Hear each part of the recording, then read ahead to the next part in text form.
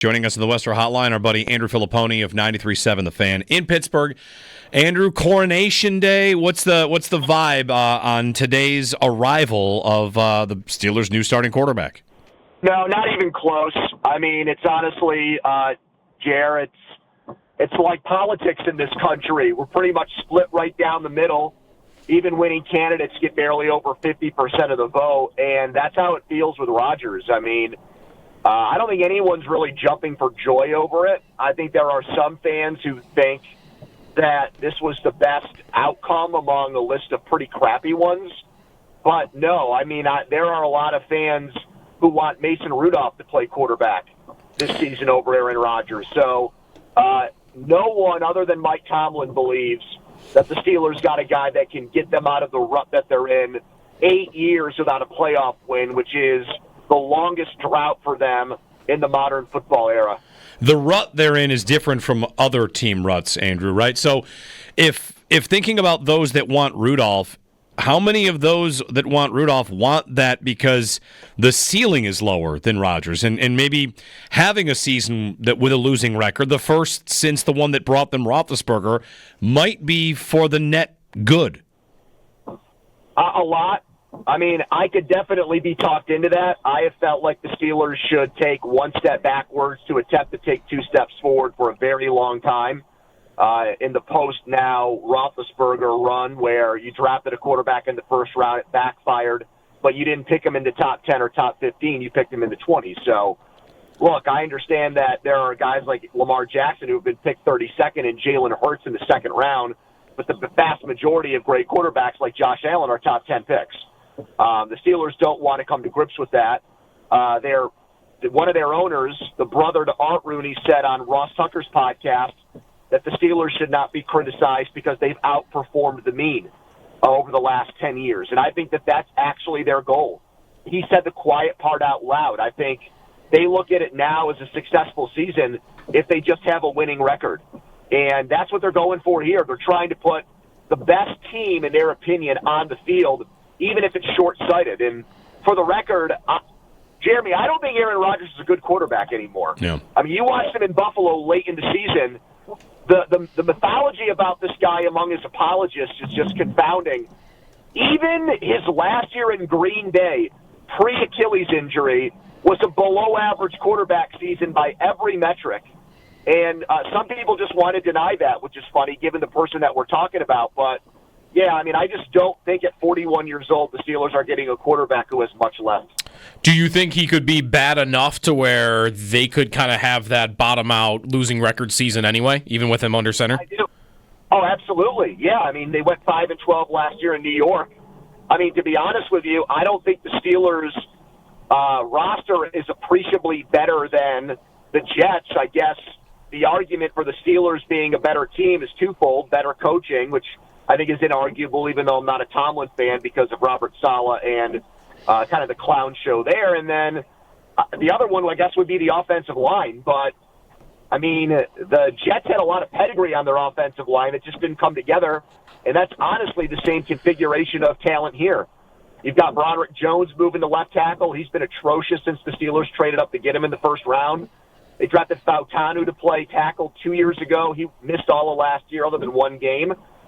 They've got a really good young center, but that's about it. I mean, so there's no guarantee that Aaron Rodgers is going to get good protection here, which is also part of the problem in talking about a 41-year-old quarterback. Andrew Fillipponi on the Western Hotline on the Steelers. Andrew, could all this organizational, I guess the picture we're painting, could that lead to T.J. Watt ultimately leaving? There's said to be a deal on the table for him. He's on an expiring contract, and would he be one that's tired of the rut as well? Because winning is winning, and sometimes players approach it differently, right? Like, they probably don't feel that far away. They are making the playoffs. Could Watt want out because of this move and because of where the organization kind of lives? I don't know T.J. Watt well. I don't think he particularly likes me because he is still harboring ill will towards me for two reasons. Number one, at the time, I didn't think it was a great draft pick, so the joke's on me. He was right. I was wrong about that.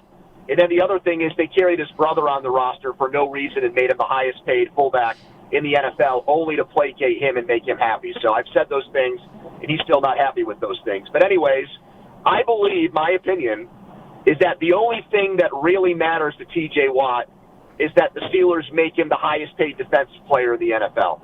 And if they do that, I think it's going to be just like Myles Garrett and how he said, I want to go to a Super Bowl contender.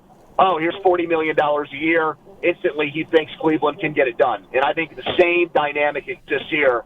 If the Steelers cough up the money and pay him more than rationalize still remaining a Steeler. If they don't and try to lowball him, well, then I'm sure we'll hear about things like wanting to win a playoff game, which he's never done in his career to this point. So I think the Steelers will cave.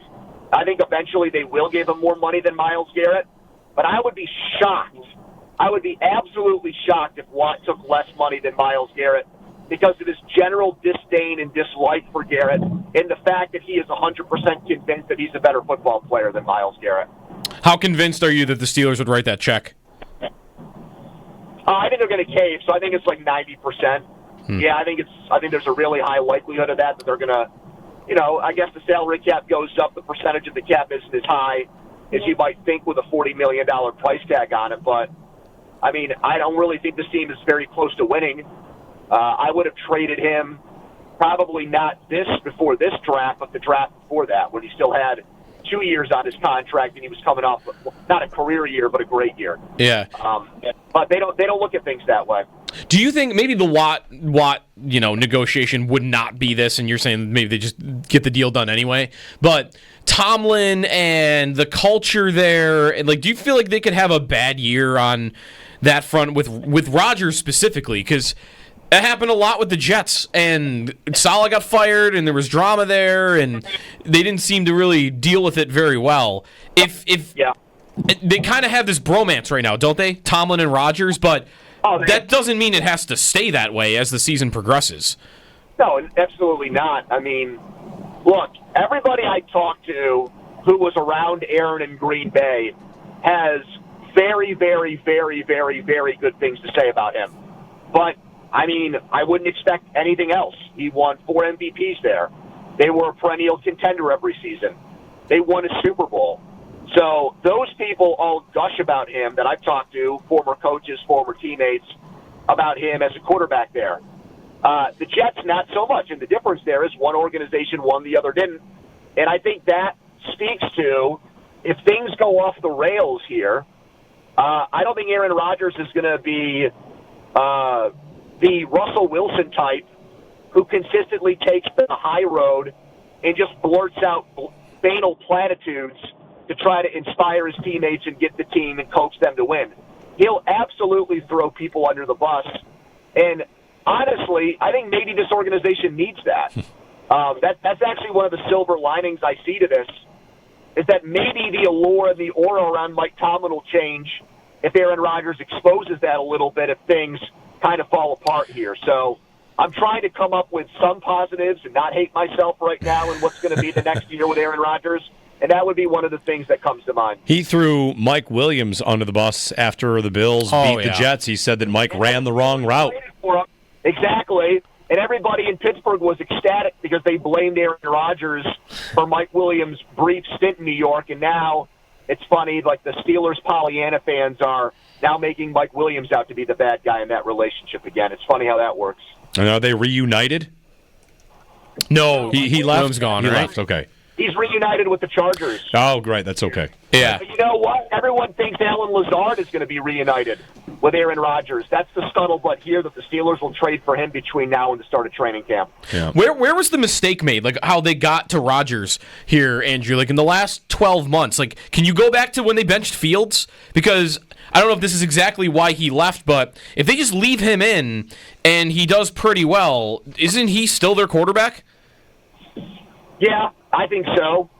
So there's a lot here to unpack.